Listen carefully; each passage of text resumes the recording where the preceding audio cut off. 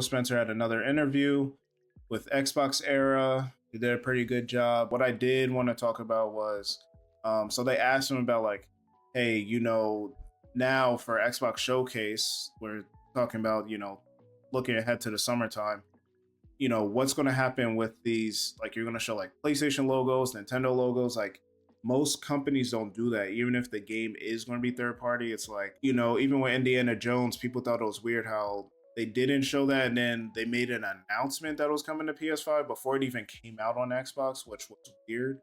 But Phil said, hey, listen, we're trying to be transparent and honest about it. We're not trying to, you know, we made that decision at the last minute, and actually they were thinking about doing it for the last showcase, but decided it was too late or whatever. But yeah, I said if we're shipping on Nintendo, we want you to know. If we're shipping on PlayStation, on Steam, people want to know where to buy their games, and that makes sense considering if their strategy is to get the most amount of money for their games and be on everywhere as possible, it doesn't benefit them that much to just say like, hey, it's on Xbox, and then later do a release. Like, if it's coming out, especially if it's coming out on the same day, like we're seeing people do staggered releases, but if it's coming out on the same day and date, it doesn't behoove them to just like what do you call it, just market it for Xbox. It doesn't make sense. Then they were talking about, hey, people are concerned like, what should we do at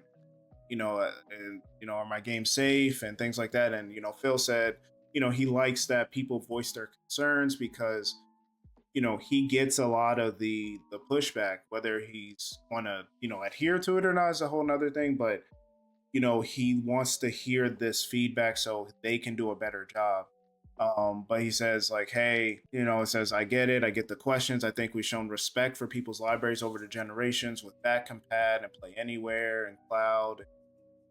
You can still buy every game that's in Game Pass, and that's something I say like, everyone of the big three has their own things, right? Like you have Nintendo with their innovation and strong first party, Sony's the big blockbuster games and they sell their hardware really well, and they just have that stamp of like being the go-to standard system, like the default.